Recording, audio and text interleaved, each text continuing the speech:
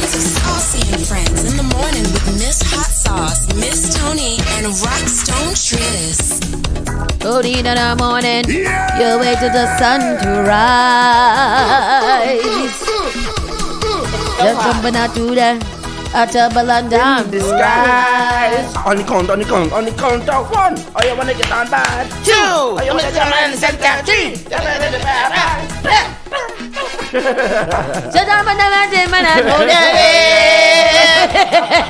Yo, that song every time that come on is jam time. Let's go. I want to go to a party. I just went to a party. Yeah. And it was so good. Big shout outs to Rockstone Triz with the morning mix. Woo, I am hot. That was great. It was amazing. That was awesome. I am so hot. I just had a time. I had a time this morning. Go back to listen to this. Man, I'm going to go home and do the thing because, woo, Triz, okay. I'm telling people that when you want a good DJ, you come to Spark FM first. Man. We collectively have collected the best in the industry. If they're not here, that's because they're busy and they're probably on our injured reserve list. Man. But let me tell you. All right, let me tell you. And I'm not saying that because I'm biased. No, seriously. I have no ties to the station. Seriously. I have no ties. Like, if I go to a party and have those last 20, 15 minutes or whatever we had just now, I'm done. Party over. And That's it. people don't understand that you got to leave. People don't understand you got to leave the party on a high. Back in the day when you used to go to Unity, we used to get to Unity when it was free. So free before like 11 or something. We used to be there bright and early by 10:30. By the time we left Unity, not only were the walls sweating, but we were wet. The floors used to be sweating. Yes. Remember, people's shoes used to be covered in red. Yep. Because the floors used to be sweating. That's how it used to be back in the day. Now you can't even get the floors to sweat because girls is out there mopping it up with their pooms. That is true. They are mopping the floor with their pooms. Rub the floor. What is that song? Scrub the ground, scrub the ground, scrub the ground. Oh my God. Yes. What is that song? That's a song, but I think the City Girls got that one. Ooh, it's awful. I don't like that. I don't like that theory at all.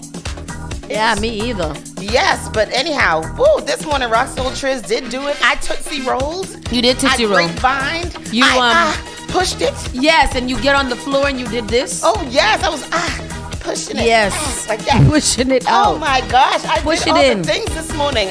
That was quite a workout. My doctor be encouraging me to work out, and I'd be like, "Girl, I can't do it." You can do it. I did it. It was done. That was amazing. I hope you guys were able to tune in. Tune in for the intro to the Saucy and Friends morning show in the mornings. Triz does a little mix this morning. He put his foot in it, and I did too. Y'all gotta tune in. Y'all gotta subscribe to Twitch. Subscribe to Twitch if you want to listen to the morning, the mix before the morning show. That's where we do our little Twitch, man. thing. So Spark FM online on Twitch. That's where you should be on Twitcher. Thank you for that.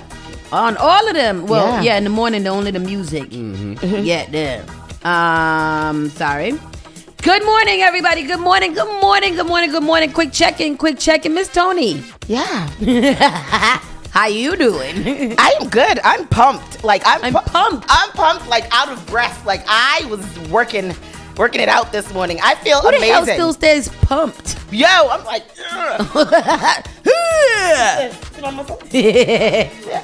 Yo, I'm ready. I'm ready to face the day. It feels good. This morning. Last night was great. Today is better, and let's keep it going. We gonna keep it going, people. Rockstone Triz, how you doing, brother? I just woke up. I overslept this morning, and I didn't get to take a shower. I didn't brush my teeth, keeping it funky. Oh, you should at least brush your teeth. It's Funky Thursday. Oh, stay over here. Wow. Nah, but I got a nice funk. My funk is nice. Oh, no. I don't. Bottle it up and put it in the corner store on a shelf. No such thing. No. Bottle it up. Triz, Rockstone. But yeah, I'm chilling. Yesterday was just getting a lot of work done, getting ready for 420. Shout out my sister DJ Live. She said, remind you guys that we will be inside of the Thou Shall brunch on Sunday. Oh! Yes! We gotta go to that. Okay. Because it's a brunch and them two is gonna be playing the music. So I gotta go live in Triz? Yes. Yep. Wow. And ladies free all day. Oh. Yeah. But that's all you have to say is good music in and there. free. Yeah. We will be inside of Sunset Cantina on Calm Ave. Have you guys been there yet? No. I went there a while ago. It's really dope. It's a dope place. Nice prices. Good food. So we have bottle specials, mimosa towers, more, all that. So you guys make sure you pull up with us on this Sunday, April 14th from 12 a.m. to 6 p.m. Yes. Ladies free all day. All right, pull up. I like that. How are you, Saucy? How was your evening? Yes, Sauce. How you doing? I am good. You know what? I've been having some good evenings. The weather's been nice, so that's been really kind of helping my my emotional state of mind. Yeah. The vitamin D is good for you. Yeah, it is. It really is. And today I was hot. Both, either or. I mean, I don't know. I only get one. Oh, I'm sorry. Via daily vitamin. I missed that. Anyway, no, I got it. You got it. But yeah, vitamin D. When the sun is out, it really, really does a lot for your mood and just your general chemical balance. It just really regulates a lot of things. This morning, though, I must say that exercising probably feels kind of like the same thing. No, would I release some oxytocin? Oxycodone? Some pheromones and some oxycontin. Yeah. Sometimes you release that's what it is. Sometimes you release a little Percocet. A little fentanyl. Yes. I release a fentanyl, and so I feel good. It's a natural sativa. So anyhow, that's how I feel in this morning. Everything. I'm so excited. I'm so happy. Just put a little work, but see, I'm so happy. I tell you, a little exercise in the morning literally can help your day. I've got to do that. 8 to 20 minutes of exercise every morning. All right, I'm gonna do that. Can you do that? I should do it. 8 to 20 minutes. 8 to 20 minutes. Yeah. 8 to 20 minutes of exercise twice a day would be really nice. I know I'm a little obsessed with it. But literally having a dog keeps you exercising all day. 4 20-minute walks a day is a lot. And you don't even notice that you feel so much lighter throughout your day. My stairs still gonna get me every time though. I live on the 3rd floor. You've been up my stairs. It don't matter what kind of an athlete you are. If you go up to my stairs, they're going to get you every time. And there's no easy way because sometimes you're like, maybe I'll take the back stairs a little bit easier. No. And maybe, what is it, the altitude? What if you lose your breath a little bit once you get to the second floor? Especially like in the front because there's a landing where you can stop and breathe. Yeah. You can't stop and breathe. If you stop and breathe, you're going to feel the pain of the stairs. Yeah. It is tragic. The stairs is crazy. I implore you all to come there. I took the stairs. My stairs in my apartment building last night from my 3rd floor down to the basement. Yeah. When I got to the bottom, I was dizzy. Oh. From going around like that. Oh, wow. It was crazy. You're almost close to 50. I am 50. You're not 50. Oh, wow. Earlier this week, she was close to 50. Now she is 50. 50 years old. 50 years old. Oh, yeah. Yeah, but get out in the morning. Why don't you walk Noah to school? That's the plan. When we move, Noah's not going to walk, so we're going to have to take the free 28. Oh. But then I can walk back. Yep. So that's the plan. I want to take the free 28. Yeah. No, you don't. How do you get here? Why you don't want to take the free 28? 28 is crazy. And it does. But that's what how you gonna make the breast free and then make it take mad long? You got to sacrifice something. You either pay and it go fast, or you don't pay. What they complain about? They're trying to fix it, but they're redoing football. Yeah, they are. It's a microphone. So done. Yeah, put it in front of you. Yeah. Microphone. You live near Blue Hill? Nah, I live in Phil's Corner. Oh yeah, you said you lived in Phil's Corner. Phil's Corner. I was in Phil's Corner yesterday. I'm in Phil's Corner again today. I stay in Phil's Corner. I live right there. Oh. Right there. All right, I'm gonna call and be like, John, where you at? I'm over here. I'll be over there. Come on. That's where I be at. Being a geek, fixing computers and stuff. It is time to start the show. I was like, I had a brain freeze. It's time to start the show. Saucy and Friends officially starts right now. We ain't got no guests today, so we gonna have a little fun. Woo! Let me make sure we ain't got no guests. Yeah. Okay, we ain't got no guests. So let's get into the show. Saucy and Friends in the morning here on Spark FM Online. Let's go. You're listening to Saucy and Friends in the morning with Miss Hot Sauce, Miss Tony, and Rock Stone. Stone Triz. Call Spark FM at 617-272-3387. The all-new Spark FM. Spark FM. Log on to sparkfmonline.com. Advertise your business, brand, or music on Spark FM. Contact us at sparkfmonline.com for more information.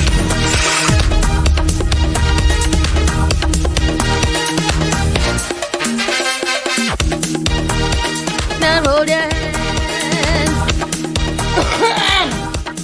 And good morning. Good morning again. We are here. Today is April 11th. It is 4/11/2024. It's approximately 9:30 on.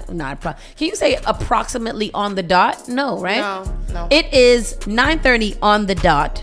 Had it been 9:29, it would have been approximately 9:30. Yes. All right. Okay. Look, boy, I'm learning every day. Girl, you know And things. sometimes I feel like I should go to high school now. Oh.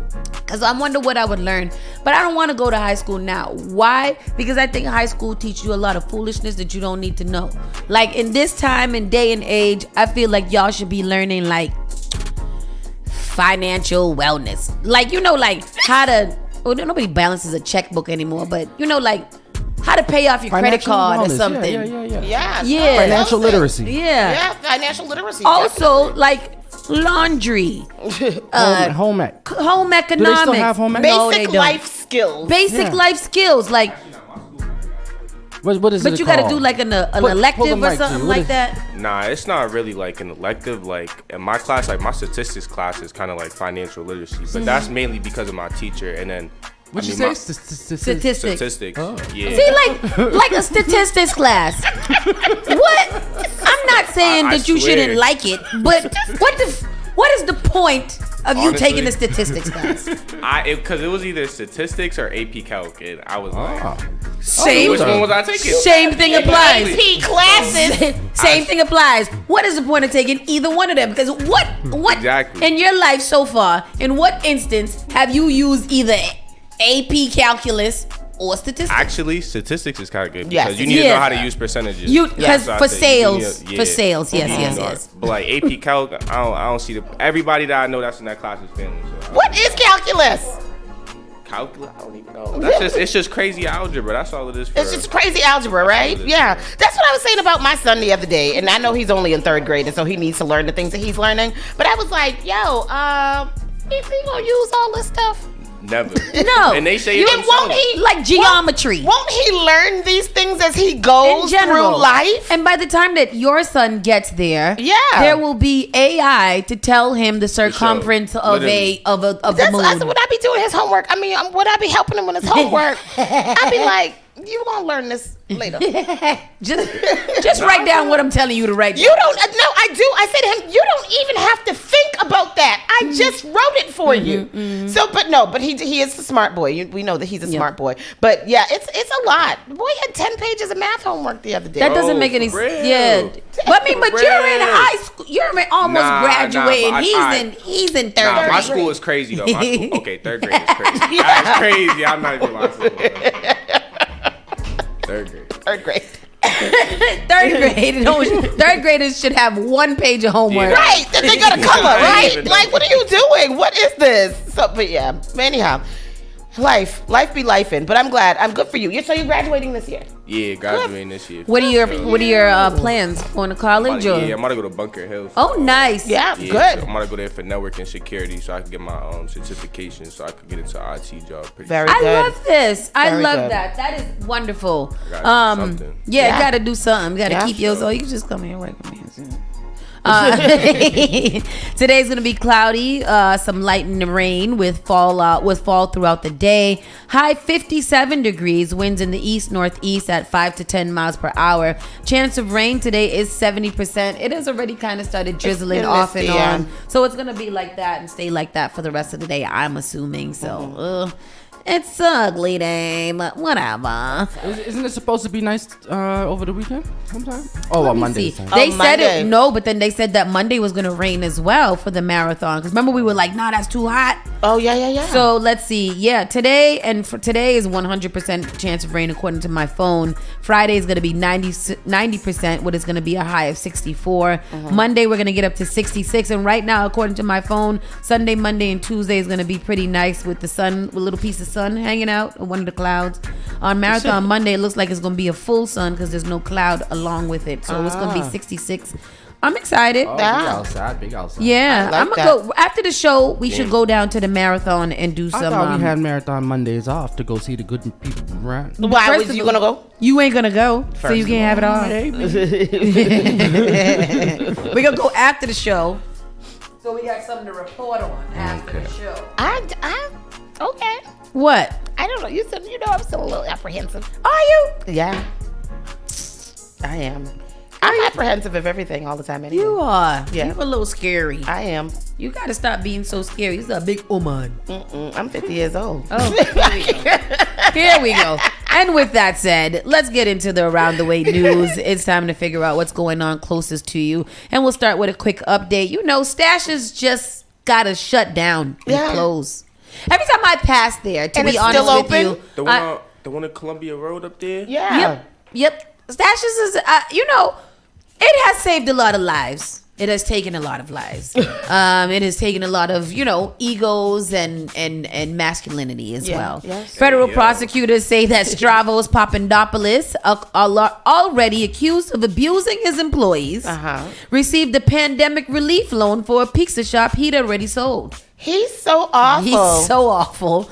Already in hot water for allegedly assaulting and exploiting his employees, a Boston pizza shop owner is now facing accusations he fraudulently obtained a pandemic relief loan for a pizzeria he'd already sold. A federal grand jury indicted Stash's pizza owner Stavros Steve Papandopoulos on 2 counts of wire fraud Tuesday. The Westwood resident has been in federal custody since March of 2023. Oh, he's been locked up. He's been in there for a minute. Coming home. Okay. Yeah. When he was charged with several counts of forced labor for allegedly hiring immigrants lacking permanent legal status, threatening them with deportation, beating them, and forcing them to work long hours while withholding wages. Yeah. Federal prosecutors now allege Papandopoulos received a $500,000 loan from the Small Business Administration in late 2021 for his Boston Pizza Company shop in Randolph, even though he sold the business months earlier. In Randolph, not the Rosendale one, because we're still waiting to see what's happening with Rosendale. Absolutely. So the one in Randolph is now Rock City Pizza. Rock City Pizza. Yeah. Oh, is that? Yep. Oh. How the hell you get pandemic relief for my man's and them pizza shop? Right. According to federal prosecutors, the embattled pizzeria owner initially sought a nearly $1 million loan from the SBA. Oh, which would have been forgiven, huh? Yeah. Per the indictment, the SBA's pandemic-era economic injury disaster loan program was intended to help with certain business expenses, including payroll. However, Papandopoulos allegedly used his ill-gotten gains for personal and unauthorized expenses.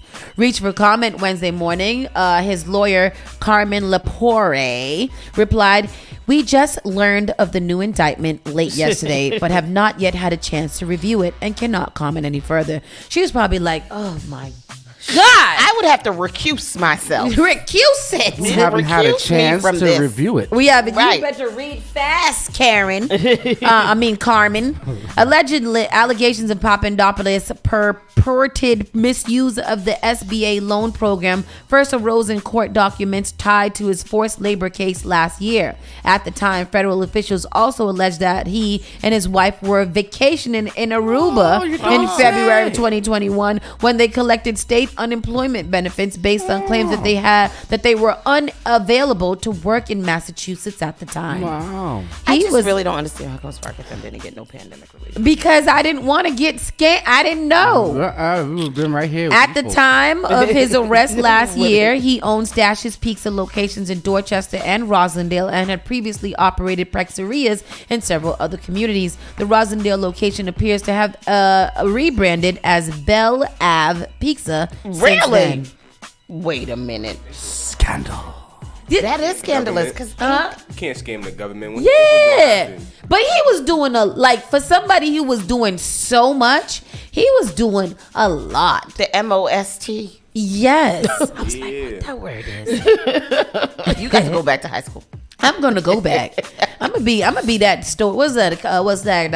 The girl who went back to high school, never been kissed. Somebody said stashes. He definitely stashed some. Yeah. He told us who he was, and we didn't believe him. Yep, he sure did. He did. Stashes. No, did he? That is funny. And more updates from Boston behaving badly. Newly unsealed Karen Reed documents outline how defense says prosecutors deceived the grand jury.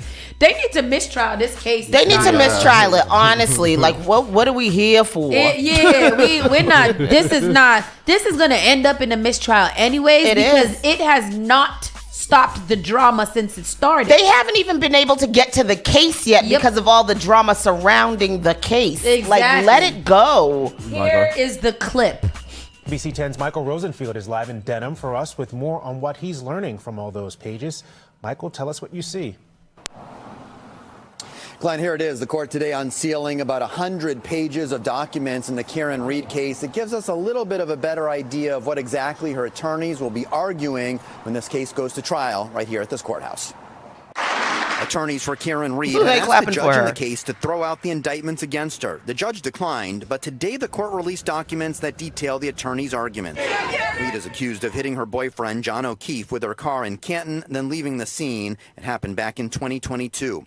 Her attorneys say the grand jury that indicted Reed was misled by prosecutors, that they were never told O'Keefe's death certificate says the manner of death could not be determined, and that there were no actual witnesses who saw the alleged crime take place. We've got a circumstantial evidence case as to how he met his death. And so it'll be both the physical evidence that the experts will testify to as to what indicates that he was or was not hit by the vehicle. Reed's attorneys say she's being framed. And as we've heard before, they say several of the investigators have close ties with the people allegedly framing Reed for the crime. It really does call into question whether the investigation was as thorough and independent as it should have been. Legal analyst Michael Coyne says it would have been extraordinary for the judge to toss out the indictments, but depending on which evidence presented to the grand jury will actually be allowed at trial, Reed could have a shot at reasonable doubt. Still, he thinks she's likely responsible for the crime. I believe personally that there isn't this great big conspiracy or cover-up. That the likelihood is that they were drinking too much and not careful enough, and unfortunately a horrible accident happened. Yeah. So I think he did meet his end at her hands.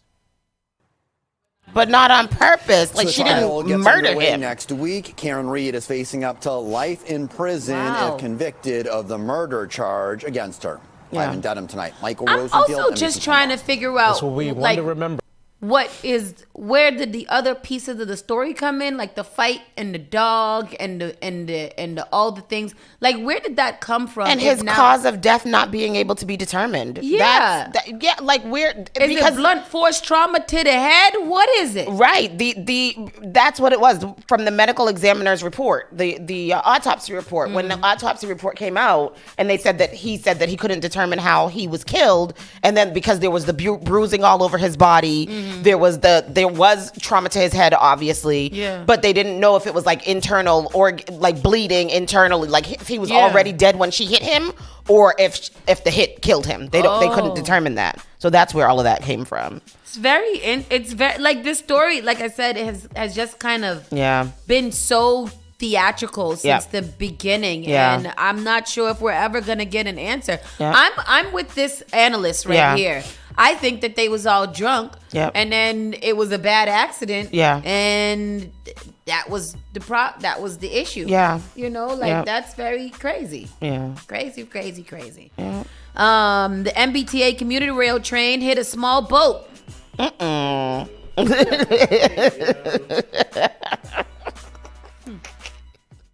it says, where was the boat? It does say, yes, you read that right. Oh, wow. MBTA transit police are investigating after someone left a dinghy on a commuter rail track near Porter Square. It is a little boat. Let me see it. It's a little boat. Oh. That's the question, Ja. That is the question. When he took charge of the MBTA last year, General Manager Phil Ng emphasized the need for innovative solutions in Greater Boston's transit. Still, Ng's game plan probably didn't account for the visionary who plunked a small boat on the commuter rail tracks between Cambridge and Belmont early on Wednesday. According to the MBTA Transit Police, unknown persons left the dinghy on the Fitchburg line right on the way around 12:15 a.m.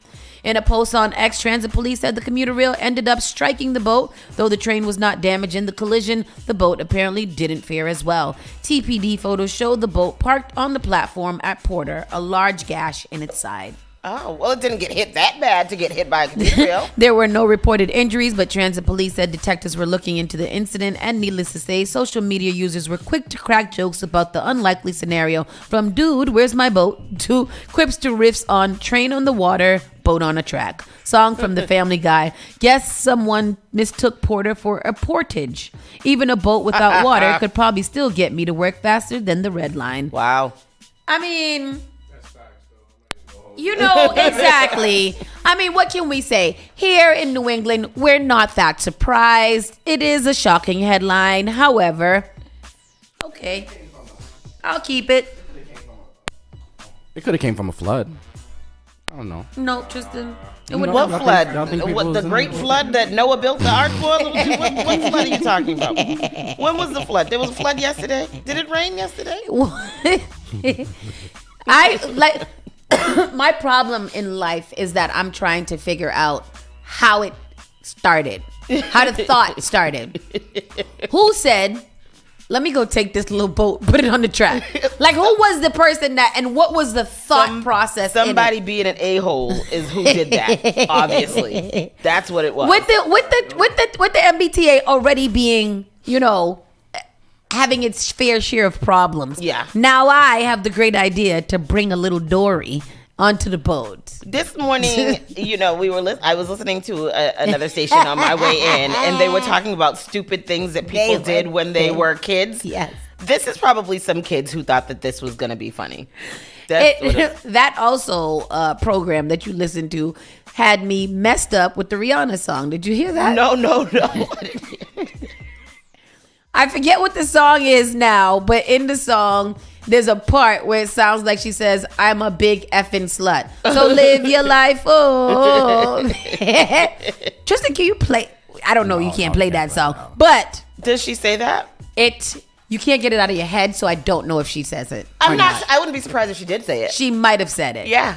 But it says, I'm a big effing slut. That's not what she's saying. I know it's not what she's saying, but once you hear it, you will never not hear it. Because I couldn't even fathom what the words could be after that, after I heard it. And I said, wow. And it sounds like we're going to do it at the commercial break.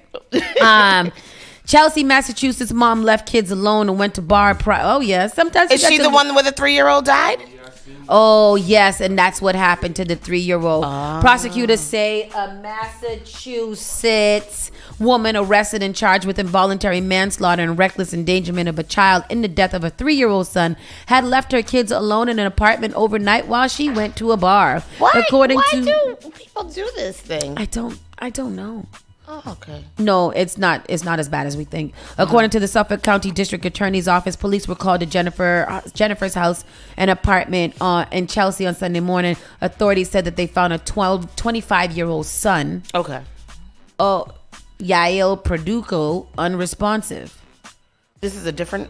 Oh, no, she's 25-year-old. 25, oh, yeah, sorry, my bad. The baby is 3. So yeah. She did leave. It is as bad as we thought. Yeah. I'm sorry. Yeah. In court on Wednesday, prosecutors said Gruardo Perdicio was sick and experiencing seizure-like conditions in the week leading up to his death. And go to this story. That 3-year-old was already having serious health problems when he was left alone with his siblings. In this Chelsea, that 3-year-old was already having serious health problems. A growing memorial outside the Spencer Street apartments where 3-year-old Jael Guardado Prudencio was found dead Sunday morning. His mother is now charged in his death. Jennifer Prudencio, emotional in court today as prosecutors allege that she left the toddler in the care of his 7- and 8-year-old siblings, even though she knew he was sick. suffering from a seizure disorder and was vomiting blood. The defendant went out that night to a bar in Revere where she drank alcohol for a number of hours, and then she slept at a friend's home, a boyfriend's home in Somerville. The prosecutor says Prudencio had taken her son for medical treatment twice in the past week, but still left him overnight, even as his brother sounded the alarm. At some point during the night, the 8-year-old brother of the alleged victim sent a text to the defendant, their mother, expressing concern for the well-being of his brother, the 3-year-old, and actually attaching a video. But the 25-year-old did not return home until 10 the next morning to find her youngest son had died. Prudencio's defense attorney says his client is severely distraught over the loss of her child and is cooperating with police. Neighbors at the apartment building are stunned by the tragedy. I remember the little boy because he was so cute. Yeah. Very sad because he's only 3 years old. Now, Prudencio is being held on $100,000 bail. She is due back in court for a probable cause hearing on May 2nd. We are live in Chelsea tonight. There needs to be no hearing. Oh, man. You know. I don't even know. I don't even know what to say or how to say it because I'm triggered. There needs, you know, like need to be a hearings. Just send her straight to hell because that's crazy. It's not even audacity. It's the neglect and abandonment for me. So the baby's been sick and with seizures. Leading up to this time, coughing up blood. You go to the bar. Okay. In Revere. Not even like you went to the bar downstairs from your building. You went to the bar in Revere. In Revere. Fine, you need to get a drink because I'm gonna figure it out. You need to get a drink because the baby been sick. You need to get out. Your 8-year-old, an 8-year-old sends you a text from a cell phone that you probably taught him to use just in case you needed to come home from one of your drinking things. Binges. And he tells you and sends you a friggin' video. Yep. The 8-year-old. Yeah. And you still don't come home till 10 o'clock the next morning. Yep. To find the child dead. And now you in court distraught. Talking about you distraught. Now, I'm triggered because as a mother of a child who has experienced seizures before, when your child is sick, you don't even want to not look at them in the nighttime when you sleeping. You want to stay up all night and make sure that they're not moving. You can sleep? You can't sleep. Thinking that especially if they've had ongoing ones, you wouldn't even be able to think and or sleep. I would be stationary all night like a soldier. Yeah. I'll be moved. He's got to go. What are you talking about? They need to charge her with homicide. That's a little manslaughter. Yeah. Absolutely. You get a video? You get an actual video of the baby sick and you don't bring your behind home. You stay out till manslaughter. That was at 3 o'clock that the child sent the video. 3 o'clock in the damn morning. Forcing that older child to be this child's parent. And watch him die. Everything that charge her with every damn thing that you could possibly charge mad about a person it. with. And then imagine how that her son has to grow up now knowing that he was around when his little brother died. Yeah, watched him. Yeah. Because that baby didn't sleep. Nope. If he sent that message at that time at 3 o'clock in the morning, he was up watching that child. Yeah, that's neglect in parenting. That deserves a little time. Yeah. Mayor Wu announces unmonument program. Ooh, what they doing? They taking out all the monuments or something? Boston's Boston's monuments may be well known to the residents of our city, yet if you are a local artist or art lover eager to add your own voice, here's your chance. Mayor Wu and Mayor's Office of Arts and Culture announced a new 2-year initiative funded by a $3 million grant, which will feature temporary art installations and community programming to help residents reflect on and engage with monuments in Boston and the narratives they create. Residents can get involved through 3 separate opportunities. Local artists can submit proposals to create interim artistic structures alongside commissions from common community collaborators. Artists can apply for the Augmented Reality Workshop, which will help them acquire technical skills in AR to aid in the creation and renewal of new or previously existing work. And those who want to be involved behind the scenes can apply to be on the advisory team. Members can help offer thought, leadership, feedback, connections, and recommendations for the duration of the initiative. Learn more about Unmonument, plus the application criteria and deadlines for each position. Oh, that's nice. If you're a little sculpturist, sculptrist, or a artiste, or a monumentalist, then you can get some little coin. Oh, that is what nice. kind of, if you guys were one of those, which kind of monument would you put up? We have so many here that aren't put up here as far as Black history. It would have to be Black history or just monuments. I mean, either one. What would you put up, Tony? Or do Marcus Garvey. I mean, I'm not Marcus Garvey. Who? Frederick Douglass. Frederick Douglass. He used to, if I remember, he used to live here, and he ran a newspaper out of here. Did he? Yeah. Perhaps. Yeah. I don't know. I would pick one of those women that are on those poles that are along Grove Hall and along Blue Hill Ave. So one of those women who had like a great impact here. Even Jean McGuire, who is still alive. I would definitely do a Jean McGuire. That's a good one. That's a very good one. Yeah. Does Milnia Cass has? I mean, she has a whole street and a whole everything. Yeah, she has one. She has one. There's no monument. There's a monument for her. Really? Yeah. Isn't she the one with the Milnia Cass? I know that's, what is it? Not Sojourner Truth. Oh no, who's that? Phyllis Wheatley has one. Phyllis Wheatley has one, and Underground Railroad. Yes. Is there Milnia Cass? Harriet Tubman. Harriet Tubman. She got one with the people right next to her. Yep. I want one of those somewhere. Oh, that's why I'm mistaken. I don't think there is one for Milnia Cass. No, there isn't. But she got a whole entire cast. Boulevard. Yeah, so she might be able to get it. She might be. She's safe. She's safe. Yeah. I mean, even Miss Burns. Mel King, he has Mel King, definitely. He has a mural, but he doesn't necessarily have a. Oh, well, at this point, we probably need to have a Mandela monument because they took down that beautiful mural that was of him over there on Warren Street. So Malcolm X. We don't have a Malcolm X one here. We do need a Malcolm X one because he did a lot here. They have his house. His house is like. It's still there though. It's like closed down or nothing. It's a museum? No, it's still there, it's nothing. It should be a museum. It's like boarded up. I could do that. Springfield agrees to settle $900,000 settlement for the death of a 30-year-old woman in custody. Oh, did I hear about this? In custody. A Massachusetts city will pay a $900,000 settlement to the family of a Vermont woman who died in police custody to settle a lawsuit over authorities' failure to provide adequate medical care. The Springfield City Council voted Monday to approve the settlement in the case of Madeline Lensenmere, a 30-year-old mother whose obituary drew national attention for its candid and heartbreaking discussion of opioid addiction. The woman's family sued the city of Springfield, Massachusetts, and the Hampton County Sheriff's Department, saying law enforcement officials ignored her pleas for help before she died of an infected heart valve. Her obituary was shared widely for its direct mention of her struggle with drug addiction, encouraging readers to see addiction as a disease and not a choice or a weakness. It urged workers to rehabilitation settings, hospitals, jails, and courts to treat people battling substance use disorders with compassion and respect. It's interesting to me how addiction is a disease, because in order to get addicted, don't you have to get addicted? Like, don't you got to seek out that addiction to get to that point? You're looking for the high and then you get addicted to it. Yeah, so like...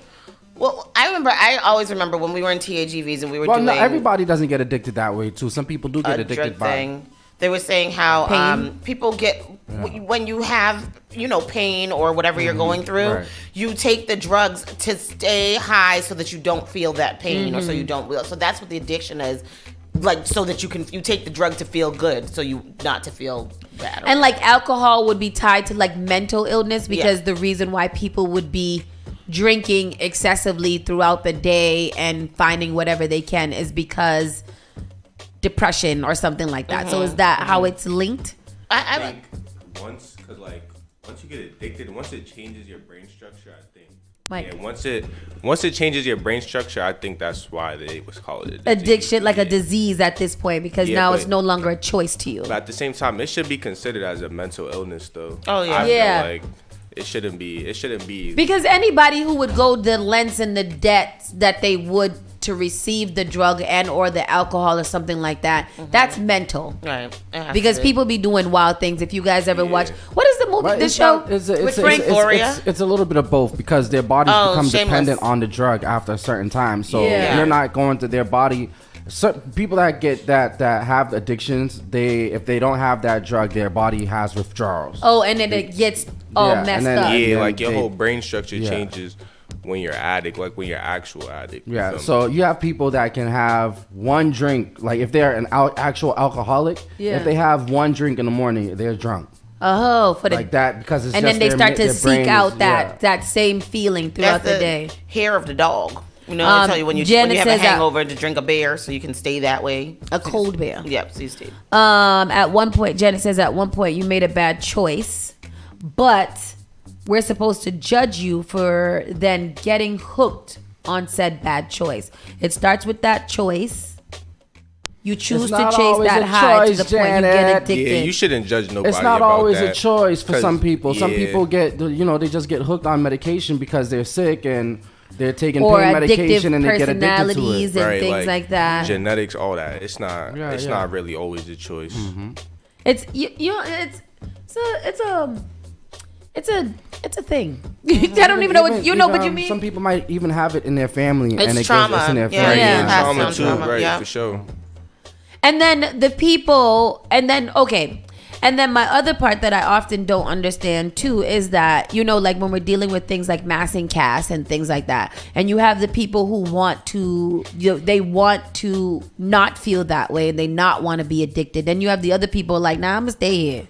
I like this. How do you? Is one of those a choice, or is that still a part of an addiction? I don't know. I mean, I would liken it to like I would ask. I don't want to. I would ask Chiz. I think that's a choice. You smoke to stay high throughout the day. So why do you do that? Do you? Because if I'm not smoking, I'm not high. I've been smoking for so long that if I'm not actually smoking, I'm not really high. Yeah. And then if you're not high, how do you feel? You don't feel good. I just feel regular. I self-medicate because I have extreme anxiety. Right. So that's what I'm saying. So you do that so that you don't have anxiety. Right. So that's what it is. So that my mind's not thinking about. So that they're not thinking about whatever they're thinking about. Right. So so that they can just be free. I feel like at that point though, when you get to that point where it's like when you need help, it's definitely a choice though, because like when you're addicted, I feel like you're taking these drugs, and sometimes it's not even because you're like, oh, you got certain trauma, or you're trying to get away from certain things. It's all just because that's what you're used to, and every day you wake up, you take it's a habit, you take that drug. But it definitely is a choice when it comes down to rehabilitation, because when you once you start the process, it's all up to you, because your body is telling you all these things, but at the same time, it's really your conscious decision to whether if you really want to get better for real. I done seen it for real. So I hear you. This addiction is one of those things that you if you're in that industry, in that field, it must be so hard to as a addicted person to watch the people that you are trying to help deal with that, because I can see how it can get confusing and how it could be what are we dealing with here, what is going on. But you should watch Shameless. Shameless is a very I tried to watch Silicon Valley. Somebody told me to watch it. I watched 2 episodes and shut that thing off. Silicon Valley? No, I don't think. Oh, that's the one with there was a black guy in that one? No. Did you watch? That was, what was that one with the computer girl, a black guy, and a white guy? The computer girl. Oh, no. That's the what was that? That was a good one. Startup. Oh, Startup. That was a good one. They need to bring it back. They shut off all my good shows. Yeah. I finished Lioness yesterday. Did you? Yeah. I'm still on. It's great to the end. It's good to the end. And I started Rabbit Hole with Kiefer Sutherland, which looks like it's another good program. Yeah, it's on Paramount Plus. So I'll let y'all know how that is. tomorrow. In other news, a 10-year-old boy rescued after getting stuck in a chimney in a mass home. Yeah. He should use some pointers from Santa Claus. A 10-year-old boy was rescued after he got himself stuck in the chimney of the roof of his Massachusetts home on Wednesday. The boy climbed out of the second floor window and got up onto the roof of his home in Whitman, about 25 miles south of Boston, around 4:15 p.m. The boy then lowered himself into the top of the chimney and was unable to free himself after that. Yeah. There are pictures here. Crews from the Whitman Fire Department were able to quickly extricate the child from the chimney. He was uninjured. The boy relieved father said he was at work when he got a call from his other son, who said he watched his brother climb up onto the roof. Watched him. The dad immediately phoned 911 and rushed home. By that time he had arrived, the boy had already been freed and was back on the ground. Photos shot a scene show firefighters on the roof prying the boy from the chimney, where he appeared to be stuck from the waist down. His hands also appeared to be trapped. He could have died. Sometimes when you don't listen, you must feel. And I'm glad that he got stuck, because I bet you his little ass ain't gonna put himself in the chimney again. Right. Well, I mean, I would think that that's a once in a lifetime experience. Again, trying to get in the mind of a psychopath. What made you scale your house? And what made you say, I'm going to lower myself in the chimney? He was like, parkour. That's our fault, because we are raised telling the good children that the Santa man, the big fat white man, come down the chimney with gifts. He probably thought it was a gift up there for him. Look at him. Stuck in the damn chimney. He climbed He climbed the house onto the roof and decided to climb into the chimney and lower himself down. That's probably a good day for the firefighters. They was probably like, boy, see the damnedest things every day. I'm telling you. I need to see an episode of this on 911. It will be. It will be. It will be. Yep. It absolutely will be. Yes. Janet said, will DCF intervene? Probably not. Probably not. It was kids being a-holes. Yep. But let that happen in Dorchester, man. Yep. That's exactly what Jenna said. If they would intervene, would DCF intervene like they would if it was a black child? That's true. I don't want to read this story. Yes, I do, because I hope it's not Zip Recruit, because I'm tired of them. Weed possession once got him jailed. Now delivering is his bona fide business. Back in 2011, when Devin Alexander was a senior at Quincy High, police arrested him for possession of marijuana. Now he's the co-founder of a cannabis delivery company, and he's helping promote legal marijuana, specifically the Cannabis Control Commission Social Equity Program. That also is open right now, so if anybody wants to get involved with the Cannabis Equity Social Justice Program, you should go and fill that out. Just you got 9 days. You got 9 days. Go put that link in the thingy over there so y'all could do it. Both of you, Ja, you should probably do that too, since you a connoisseur of the type. Well, I think the deadline is the cannabis social. What they do over there? So you can open a cannabis business. Oh yeah, for real? Yeah, you can start delivering. You can have a dispensary. I'm on there. You can deliver. You can do a delivery. I need to get my medical card. I'm gonna go in there and tell I have scoliosis. Don't need, boy, bye. I do. I'm so serious. Mr. Dispensary Man, I need weed for my scoliosis. It hurts. Do they still do scoliosis checks in school? Do they? Because you have to hunch over. They do. Yeah, they did that to me. In the clinic. Not at school though. Not at school. Well, probably because you can't touch students no more. That's your scoliosis check. That's your scoliosis check. That's what you're doing. Yeah, but then it felt good. Yep. So I said like that, when you got to stretch your shoulders up a little bit. Is my spine good? It's good. Let me see. I was always a little tilted to the right side. Me too. That's what he said.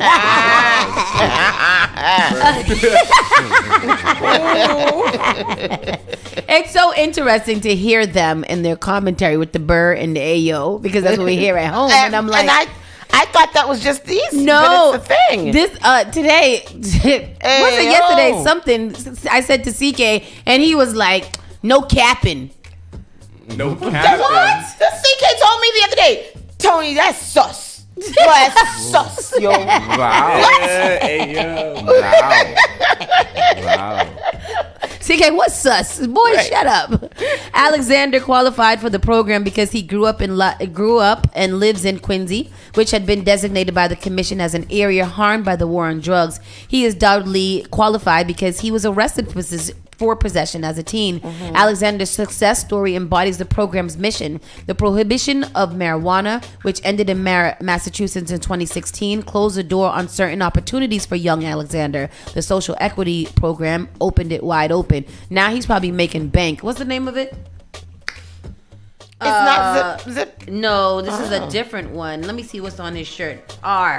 Roving Ranger. Oh, Rolling Relief. Oh, there wow. It is. So he, let me find out Rolling Relief. Somebody write that down. Rolling Relief. Oh, I get it. Relief. Oh. You guys That's suck. fire. I like that. That is good. Terrible. And then last but not least, we have here, It was so the girl that was killed in the hit and run. Last week, remember when the guy U-turned? They got out of the car and the guy made the U-turn, came back and hit her. So her mother has been grieving a lot on Facebook, outright in like public posts or whatever. So she shared this morning that she decided to donate the girl's organs. Oh yes. And so she got a text from the doctor yesterday telling her, or maybe this morning or yesterday, telling her that your daughter saved the lives of 5 people. The recipient of her lungs is a woman in her 50s. The recipient of her liver is a gentleman in his 40s. The recipient of her heart is a gentleman in his 50s. Her right kidney went to a young boy under the age of 10, and the recipient of her left kidney is a teenage boy. So she shared that post yesterday and was just like, this is just so hard for her. It was her only child. She said they were best friends, and she said this is so hard for her. But when she got this text, it just really gave her some relief. And I just wanted to share it with our listeners. I saw that this morning, and my heart goes out to her because she said, like, I think there was a part in this. She was like, after I threw up and cried, because imagine understanding that your child is absolutely no longer here, and pieces of them are around. Like that. That's crazy. I remember in my show that I watch, one of the guy's wife died, and they gave her heart to like a young girl who needed her heart. And the young girl ended up coming back into the hospital. She had died right after she had a baby. The young girl ended up coming back into the hospital, and they revived her, and she was doing fine. And they brought the little girl in who was like 5 at the time, and they let her listen to her heart so that she could hear her mother's heart. That's beautiful. And I was like, oh my God. I would have just cried. Yeah. Some emotional. Yeah. With that said, we're going to take a quick commercial break. We're going to regather ourselves, and we'll be back with the national and world news. Keep it locked right here, Spark FM Online. Number one. Yeah. Yes. Urban and Caribbean music. Thank you. So number one for social equity. What is this, Doctor? This is the Spark of New England, Spark FM. Bringing the heat back to the airwaves. Turn us up. All right, let's take a look. Did you know that you can now get a standard Massachusetts driver's license regardless of your immigration status? To get help with your application, a list of all required documents, and nearby appointment scheduling, visit mass.gov/WFMA. Your license is your way forward, so why not get started today? Register now at mass.gov/WFMA or call 857-368-WFMA. Massachusetts Social Equity Program creates pathways into the cannabis industry for those most harmed by the war on drugs. The Cannabis Control Commission offers free education and tools to navigate the legal marketplace, including focused training and support on entrepreneurship, management, entry-level employment, and ancillary vendor support. To apply, visit masscannabiscontrol.com/equity. That's MASS cannabiscontrol.com/equity. Did you get a call or message that mentioned Social Security that made you feel threatened or scared? That is not the Social Security Administration. Social Security will not threaten you, press you for personal information, or demand instant payment. Social Security does not accept payments by gift card, prepaid debit card, internet currency, or by mailing cash. Criminals use these forms of payment because they are hard to trace. Don't fall for it. Hang up, ignore them. Report this criminal activity to oig.ssa.gov. Produced at U.S. Tax. Hello, I'm Marissa Jarrett Winoker. Performing on stage takes mental and physical preparation. But one thing I never thought to prepare for was cervical cancer. 91% of cervical cancers are caused by the human papillomavirus, or HPV. 1 in every 4 Americans is infected with HPV. For many people, the virus hides inside them, and they never develop symptoms. But for others, HPV links directly to cancer. My cancer almost ended my career. It almost ended me. The good news is, there are vaccines that can protect you or your children from cancer. The HPV vaccine is recommended for children 11 to 12 years old, and a catch-up vaccine may be an option for teens and young adults. Talk to your doctor. You don't want HPV hiding inside of you. Go to thinkaboutthelink.org to learn more. Together, we can stop cancer before it starts. Spark FM. I know you nasty. She be touching on her own body. Igniting the airwaves. Spark FM. Says she wanna take me away. Says she wanna take me away. Says she wanna show me the way. Join us on Facebook and Instagram at sparkfmonline.com. Turn us up.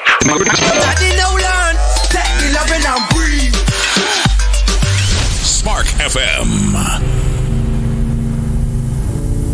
Oh, we were supposed to listen to the Rihanna song. Oh, shoot. Here we were. Good morning. Welcome back. Spark FM Online, #1 for urban and Caribbean music.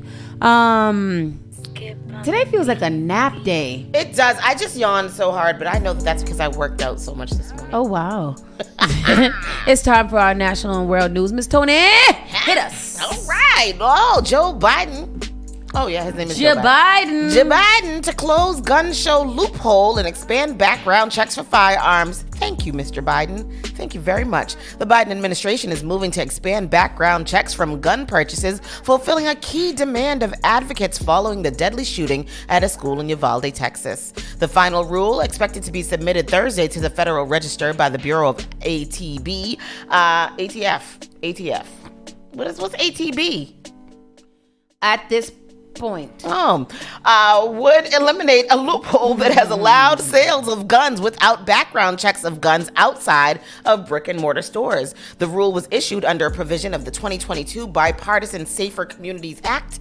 It requires that anyone who sells guns for profit to have a license and that buyers be subject to a background check, including a firearms shows and flea markets. Because I feel like that's where a lot of people go, to these firearms shows and these conventions and stuff. You could just buy a gun all willy-nilly. Yep, the administration had been working on the rules since last spring. Once publicized, it will take effect in 30 days. I remember there was a mother that had her 13-year-old go to like a few stores to try to buy cigarettes and alcohol, and all the stores refused him. Then he went to a gun show and purchased a gun.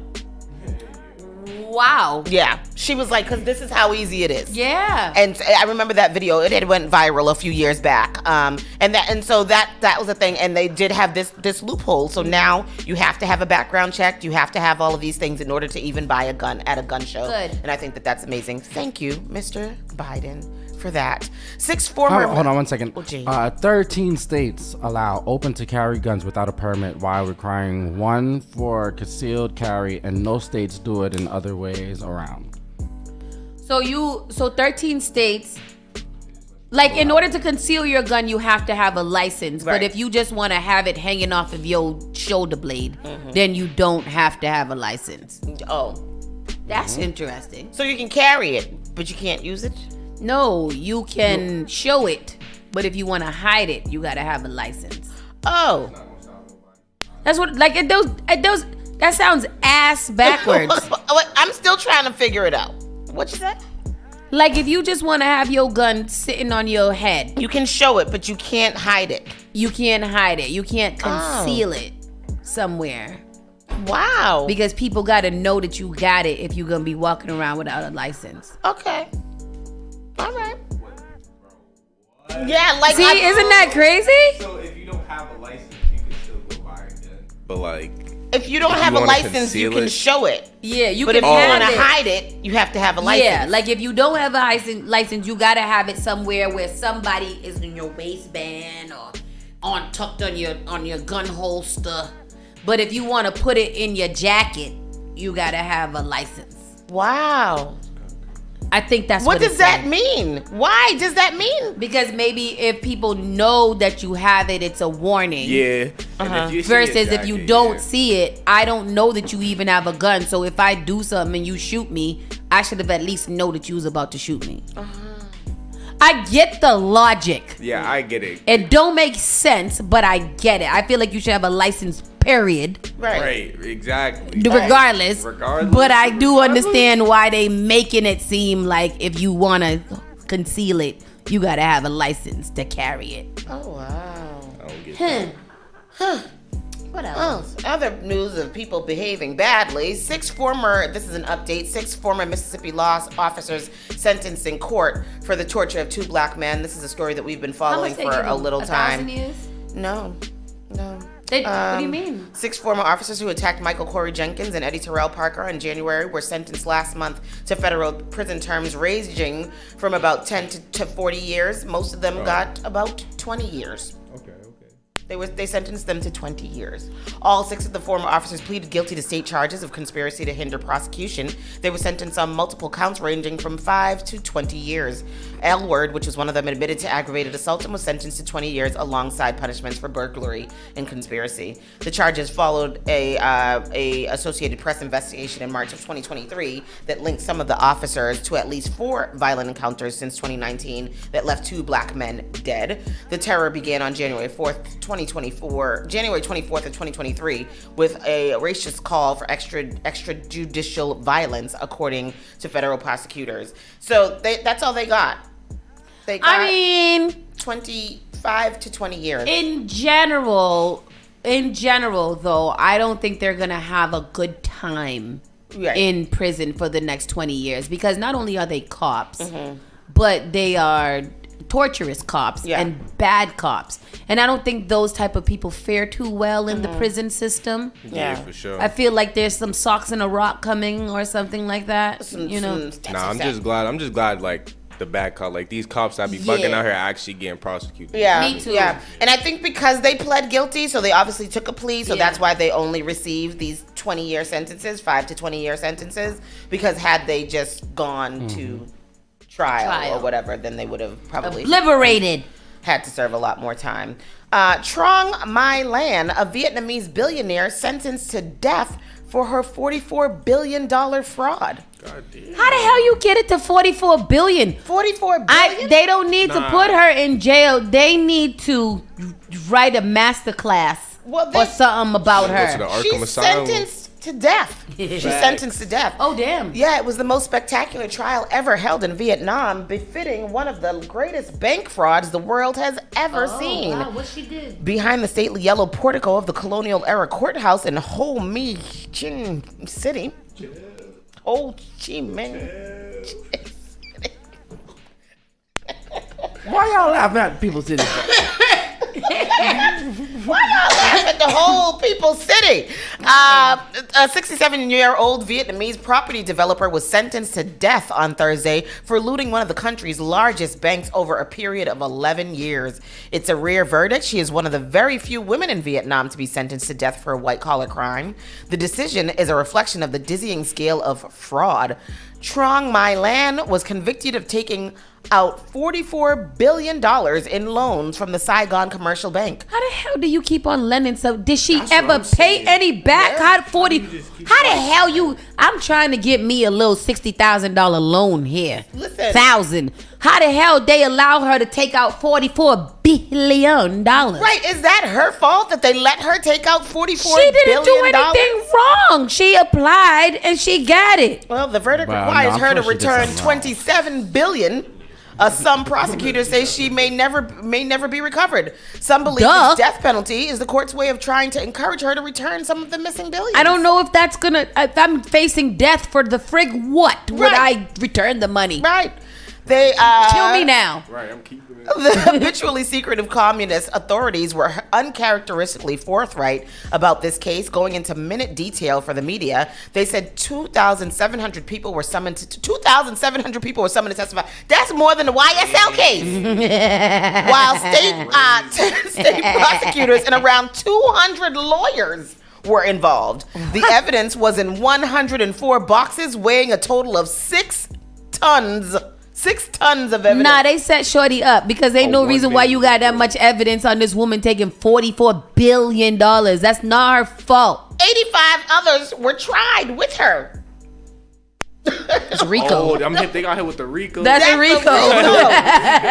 All of the defendants were found guilty. 4 received life in jail. The rest were given prison terms ranging from 20 years to 3 years suspended. Trong Mai Lan's husband and niece received jail terms of 9 and 17 years respectively. Wow. There has never been a show trial like this, I think, in the communist era, said David Brown, a retired U.S. Department official with long experience in Vietnam. There was certainly nothing on this scale. There's certainly never been anything on this scale. The trial was the most dramatic chapter so far in the Blazing Furnaces anti-corruption campaign led by the Communist Party Secretary Nguyen Phu Trong, a conservative ideologue steeped in Marxist all of these things. Anyhow, that trial is crazy. This woman is being sentenced to death. Mm-hmm.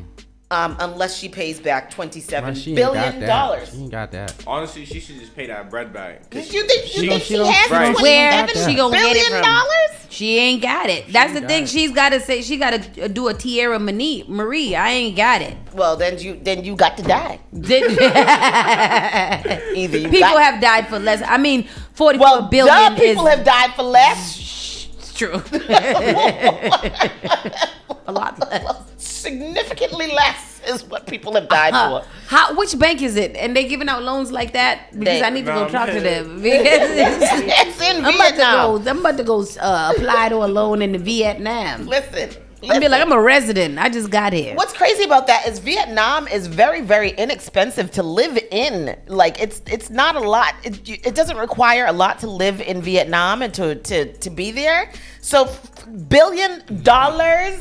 Shorty she had something to do. She had work to do. She was setting up for good work. Oh, Ford recalls nearly 43,000 SUVs due to gas leaks that caused fires. That sucks. Ford daily fixes. I was just looking into the little Ford Mustang SUV the other day. Where are you? I was. Ford Mustang has an SUV? Haven't you seen it? It's adorable. It's so cute with a little horsey on the front. The recall covers Bronco Sport SUVs from the 2022 and 23 model. Nice. Isn't it cute? As well as Escape SUVs from 2022. All of them have 1.5 liter engines. So if you have any of those 2022 to 2023 Broncos Escapes, then you need to go ahead and go. That's a sexy little SUV Isn't car. it cute? Can we get matching ones? Yes, can we? Yes. Oh my gosh, it's yellow, so cute. I want a red one. Oh wow, yes. Candy apple red, or a black one, or a silver one with black trim. Oh wow, I love it. I'm gonna get it. Okay. I don't know if I am. New York appeals court rejects Donald Trump's third request to delay his hush money. Good. Can we arrest him? Why hasn't he been arrested?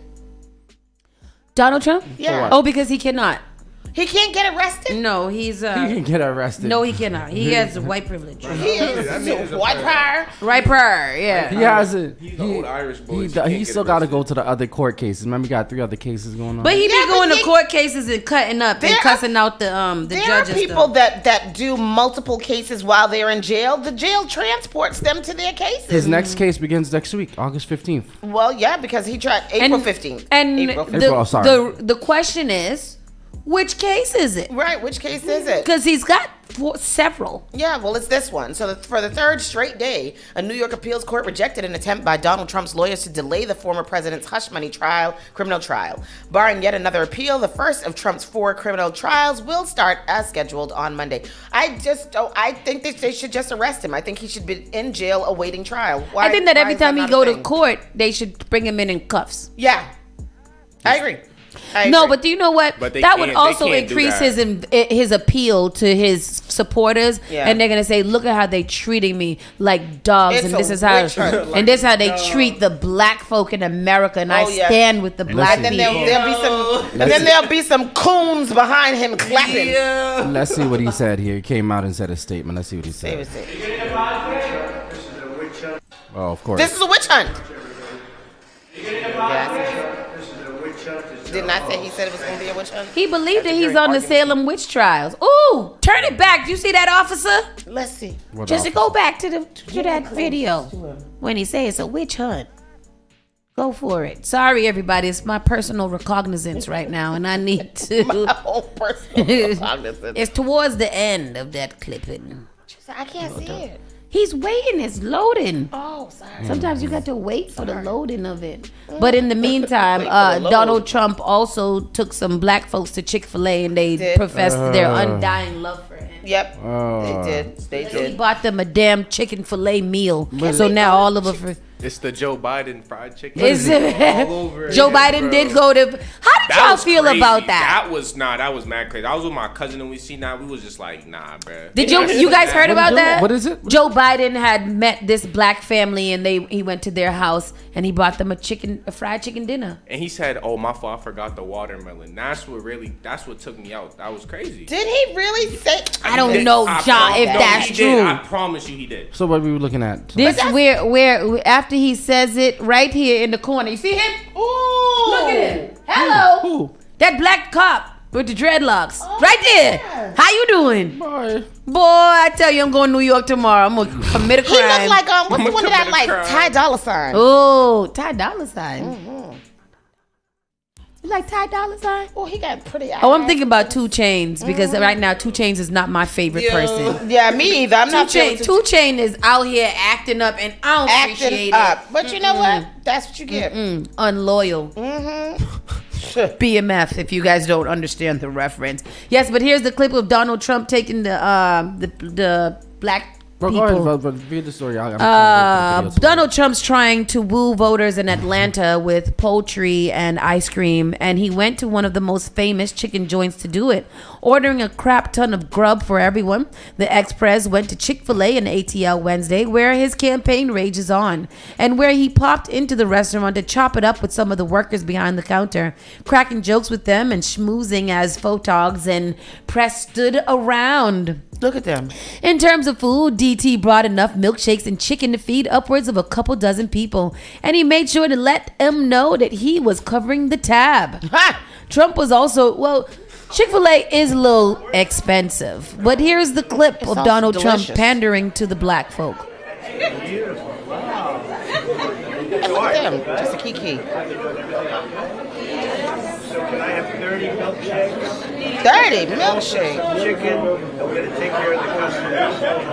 Is business good? If you knew better, black folks don't like no milkshake because we lactose intolerant. Facts. We really get that, but Facts. You make a lot of money. Everyone can get rich, right?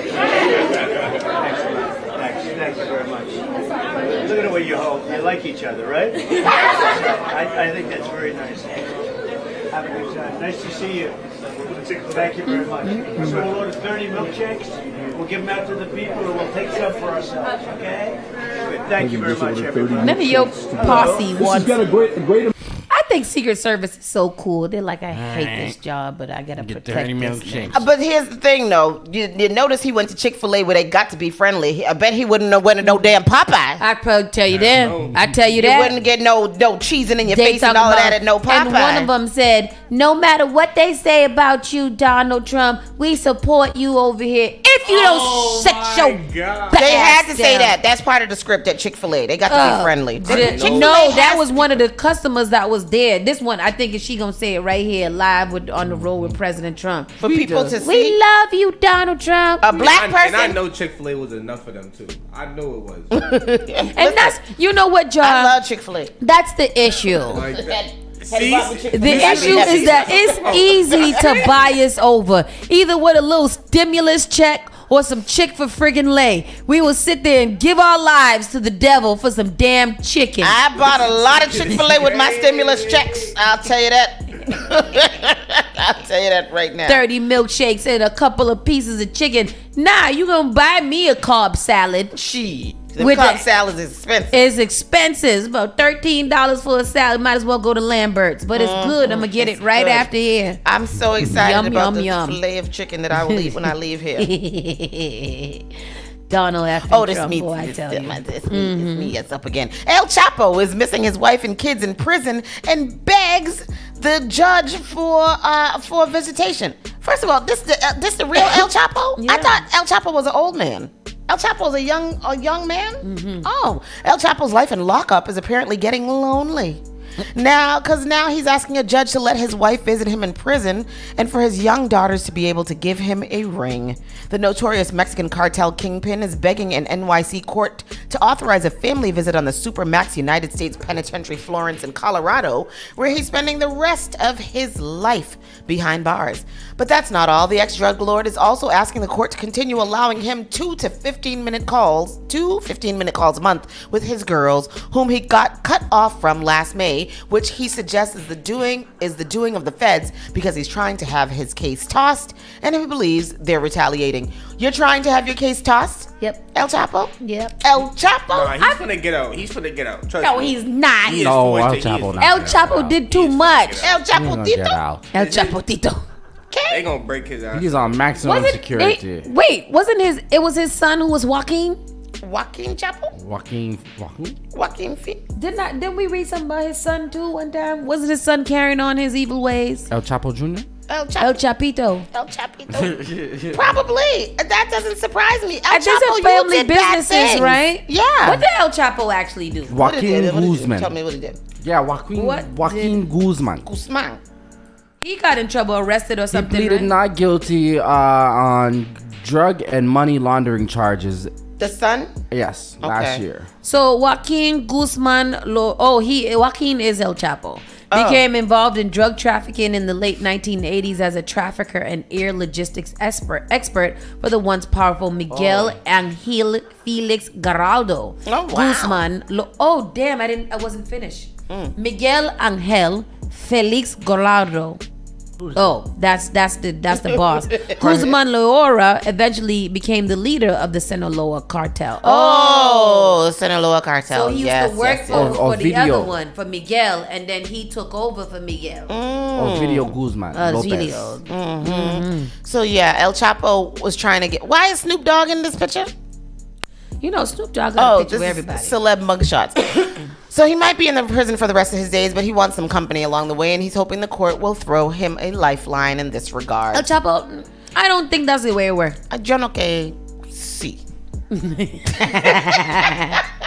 And then this very last WTF story. A Pennsylvania man was arrested after his mother was found covered in dry feces infused to soiled bed sheets. Tell me what it means. A Pennsylvania man is facing charges after police discovered his mother covered in dry feces and maggots and fused to a soiled bed inside of a dilapidated home. Daniel Klein, 51, was arrested and charged on Sunday after Upper Chichester Township police responded to a home for a wellness check at a home on Dresner Circle. Officers were called to the home after a concerned neighbor noticed packages piling up on the home's front porch, and no one answered when they knocked on the front and back doors. Where's the porch pirates in this situation? Keep going, because I'm so confused. When officers arrived at the home, they found a pile of packages and several white plastic bags of unopened food on the front door. They checked the rear sliding glass door and observed a large amount of trash on the floor. Officers also noticed several files inside the property when they checked the back of the home. Fearing that a person inside was deceased. I think they found several flies. Fearing that a person inside was deceased or having a medical emergency, officers forced entry into the home where they met Klein. Officers observed large amounts of trash and packages inside the front door and throughout the entryway of the home, making it difficult to fully open the front door. A foul odor was also detected inside the residence.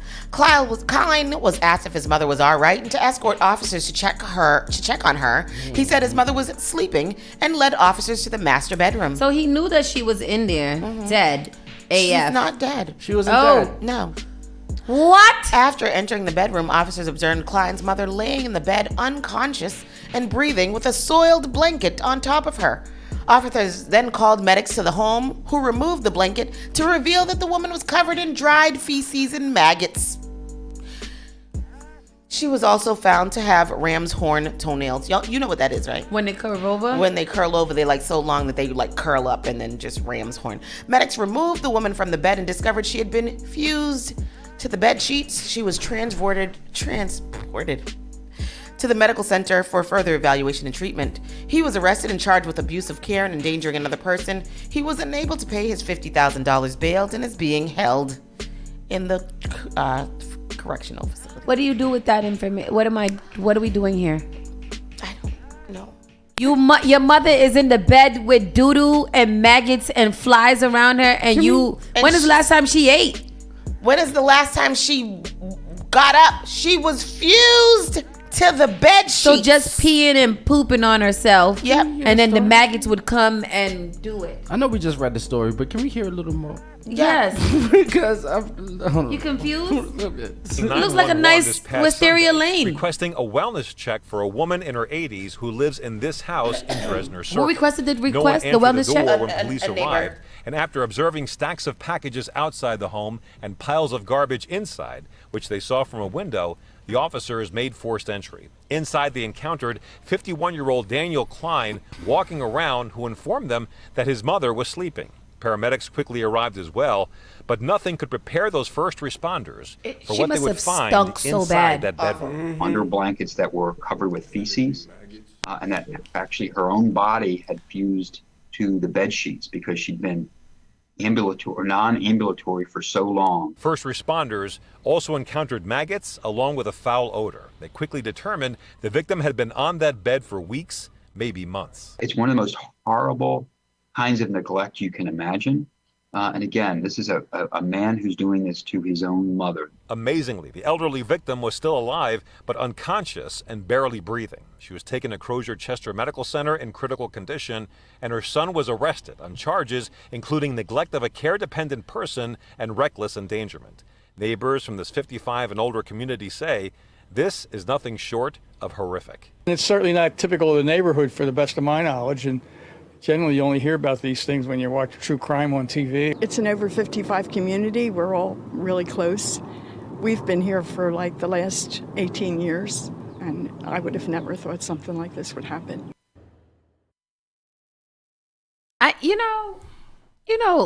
There's some wicked people in this world. There's a special corner in hell for people who are like this and that mother that left her little baby to go to the bar. This is disgusting and vile and horrible and horrific and all those words like that. Because if you don't want to do it, like if you don't want the responsibility, then give up the responsibility. And it's probably her home that she pays is letting for him.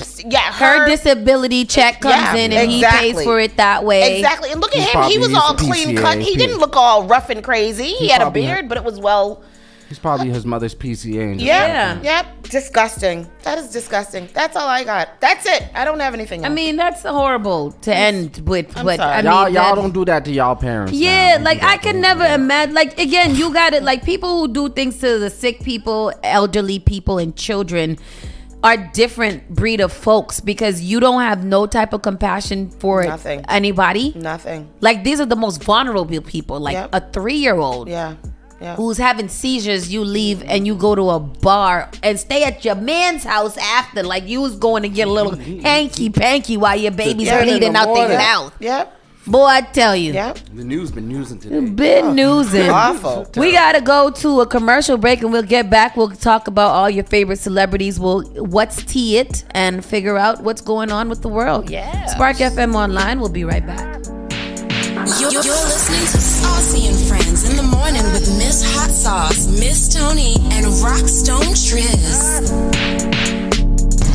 You are enjoying the miracle of radio. Radio! New England's #1 urban Caribbean music. Radio. Spark FM. Spark FM invites you to roll bounce. Sunday, April 21st. Dust off those bell bottoms, baggy jeans, leg warmers, and let's shake, skate, and sparkle. Ladies and gentlemen, Spark FM is turning 4. Our 4th anniversary celebration. Let's boogie on down the rink, throwback style.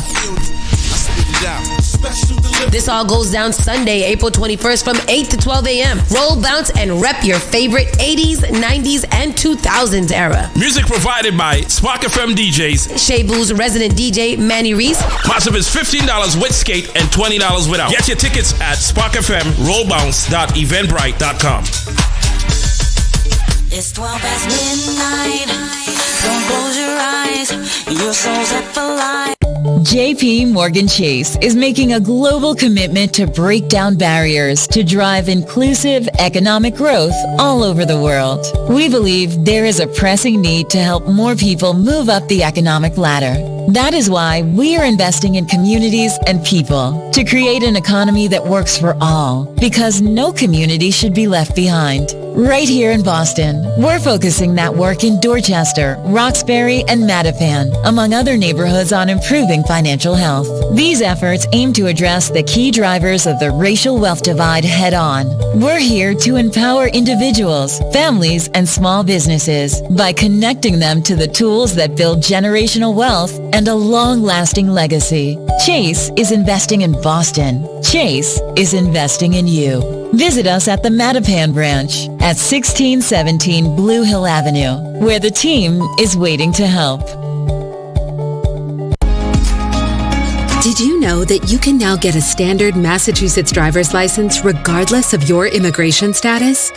To get help with your application, a list of all required documents, and nearby appointment scheduling, visit mass.gov/WFMA. Your license is your way forward, so why not get started today?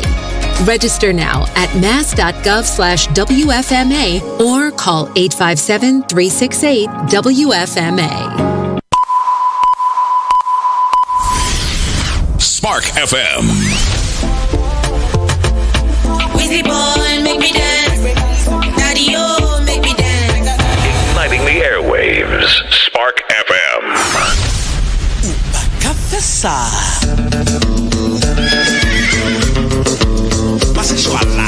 Join us on Facebook and Instagram at sparkfmonline.com.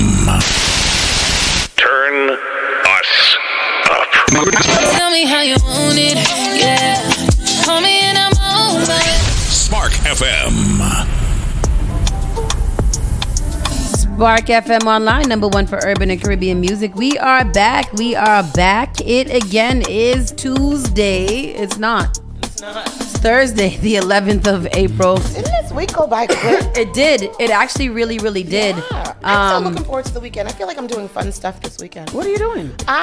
So we're going out for Evan Deace's birthday, of course, on Saturday. That sounds like that's going to be a good time. And then Sunday, we're going to the brunch. And then Sunday evening, I'm going to R&B party at Fabrica. It's going to be a good time. Who was that one? Who's playing there? Tomorrow night, I got a DJ on Lansdowne Street. Oh, where? House of Blues? No. Loretta's Last Call. One of those bars down Piano there. bar. One of them bars. I don't know. I'm gonna be on Lansdowne Street tomorrow night, though. You don't even know where you're gonna be at. Bars. Let me ask the people. Yeah. Ask the people where we are. Where we gonna be. It's time. I feel it's gonna be a good weekend. I'm looking forward to it. It's time for our entertainment report. Let's find out what's going on. Condolences and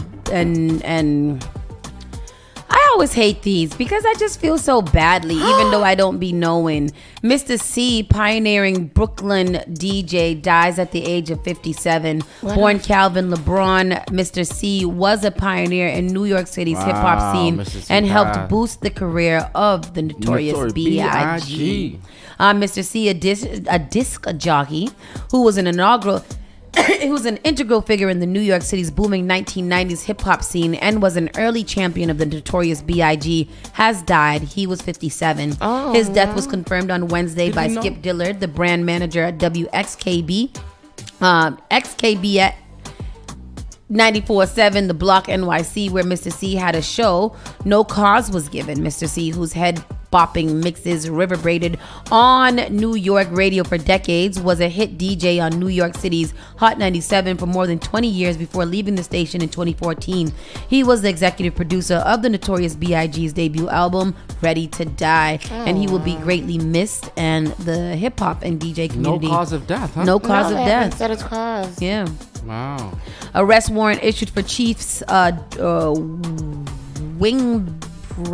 What's WR? In football. Wide receiver. Receiver. Wingright. That's what I thought. I was saying it's right wing. Yes. Wing. Right. Mm-hmm. Wide receiver Rashay Rice and is this the one that we were talking about? Nothing holding you ran back. away from the scene of the crime. Mm-hmm. This is a video. Let's see. Rice has admitted to driving the Lamborghini involved in the crash. He'll now have a day to turn himself into police, sources told the WFAA. Let's go to the clip here where they're going to give us more information. I got a headache. For his role in last month's multi-car crash. Senior crime and justice reporter Rebecca Lopez just broke this story in the last 10 minutes and joins us live with the new details.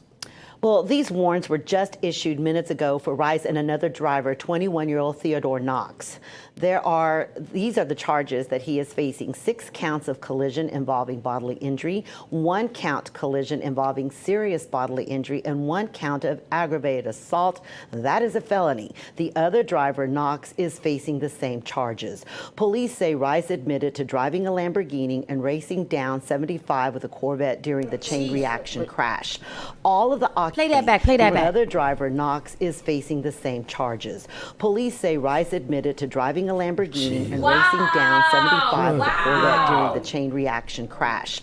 All of the occupants in both cars left the scene, leaving multiple victims behind without exchanging information or checking to make sure everyone was okay. 2 of the victims were taken to the hospital. None of the passengers in the Corvette or that Lamborghini will be charged. Now, we have reached out to Rice's attorney, Royce West, for a comment. And second and of all, police say that they are giving Rice a chance to search. I be seeing cars like that on the highway sometimes, and I be like, they're gonna die. They're gonna die. The other day, there was this car that it was a SUV too. And I just watched him literally like swerve in and out, in and out, in and out, in and out. And I was just like, this is very crazy. Breaking news. What? O.J. Simpson dead. Who? O.J. Simpson. O.J. Simpson. O.J. the Juice Man? Yes. Gary just sent it to us. O.J. Simpson dead at 76. Orenthal James Simpson. No way. No way. Damn. It's right. They said he had cancer. The New York Post, the new O.J. Simpson dead from cancer at 76. O.J. Simpson, who became one of the most infamous figures in the U.S. during his murder trial in the 90s, has died after a cancer battle. The former NFL star died Wednesday in Las Vegas, his family confirmed. Yesterday. Today? What's today? Today's yesterday.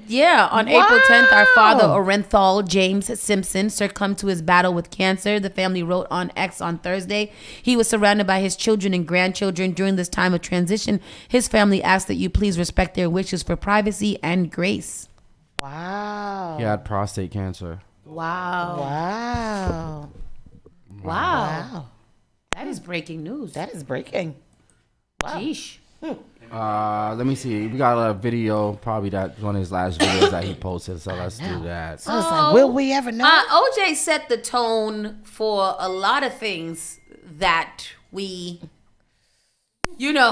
a lot of things in life. Yeah. Pop and culture. that's Early pop culture. He was one of the biggest to What ever is do it? it. Out the last few nights over the holiday, and I just talked to a lot of guys. Everybody comes up, they want to talk football or something, and so I've kind of lost my voice trying to talk over the music. But this morning I woke up and I was watching a sports show, and they were talking about Le'Veon Bell, talking about smoking pot before the game.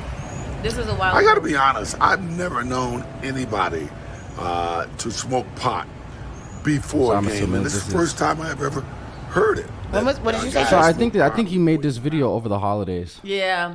Oh. 76 is a good is not a bad age. Like OJ it is. had a hard. Yeah, he did a lot. Latter part of his life. Yeah. So he Yeah. Oh, yeah. Oh, OJ. I'm good.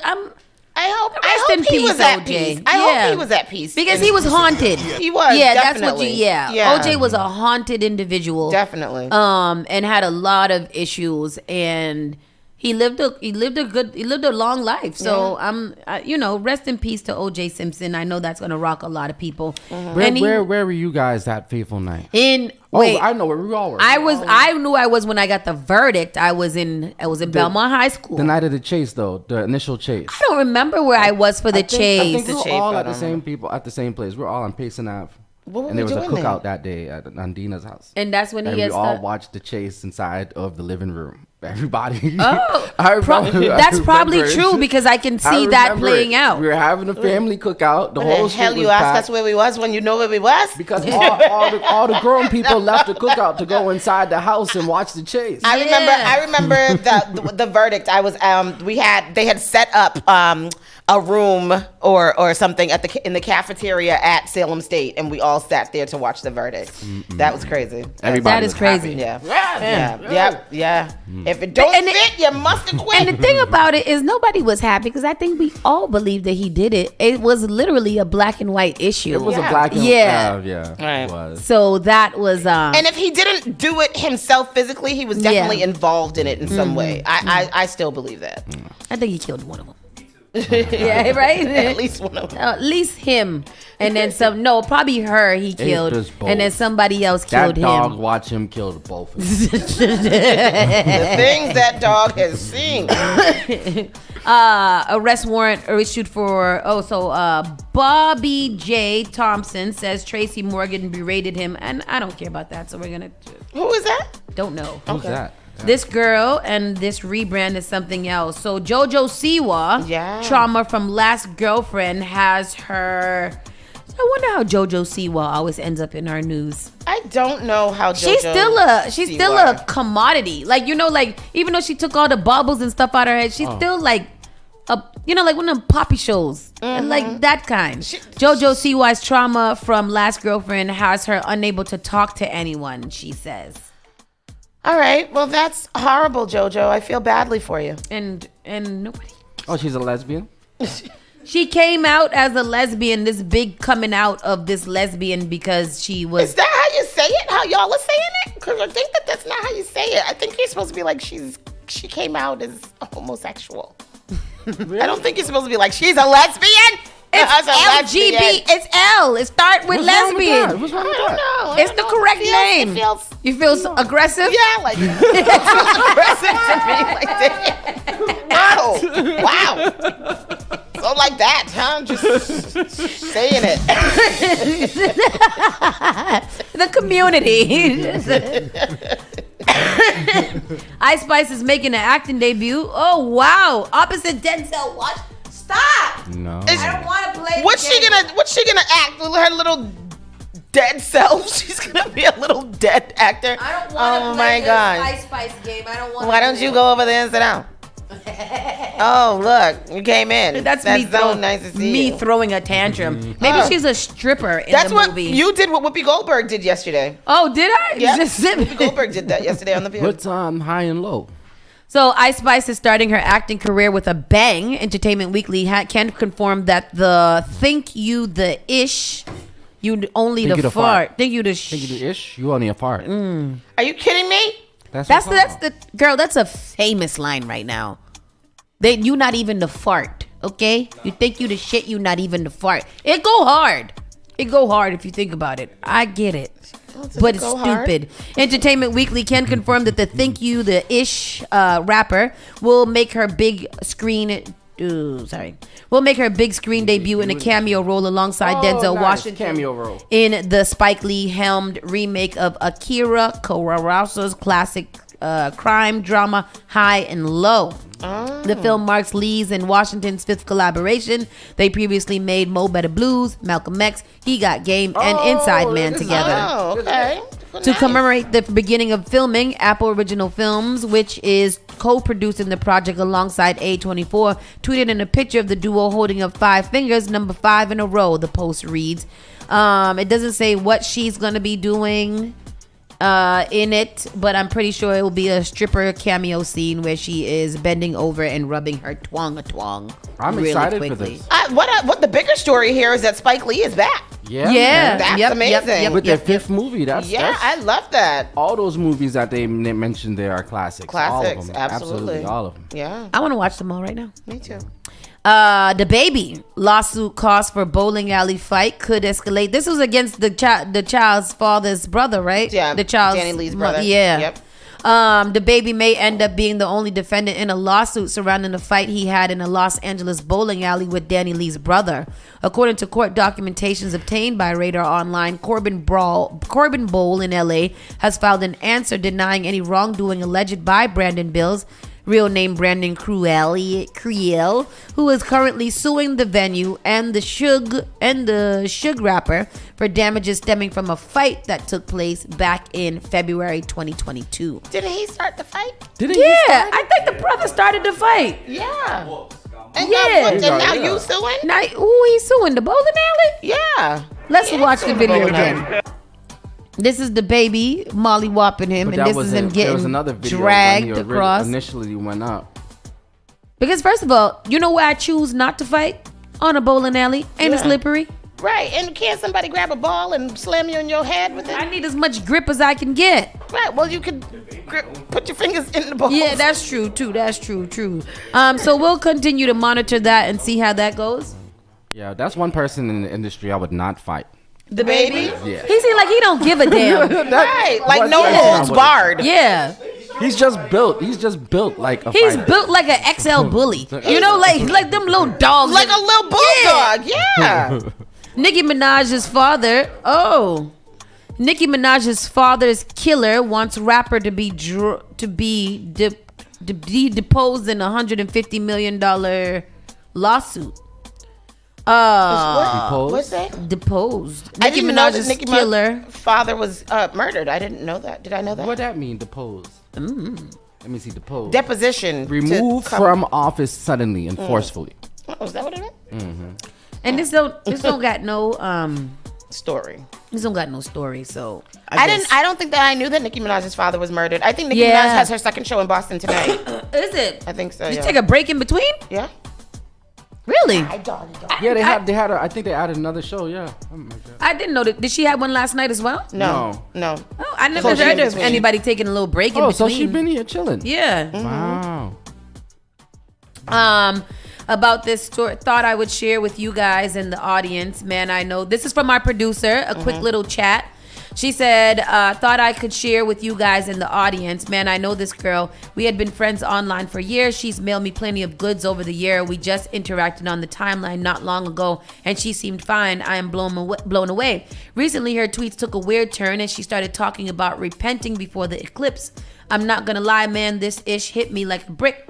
I'm in shock. I have so many stories with this girl. I cannot believe this. I had no idea this was her on the news until yesterday. Your mic is cut off.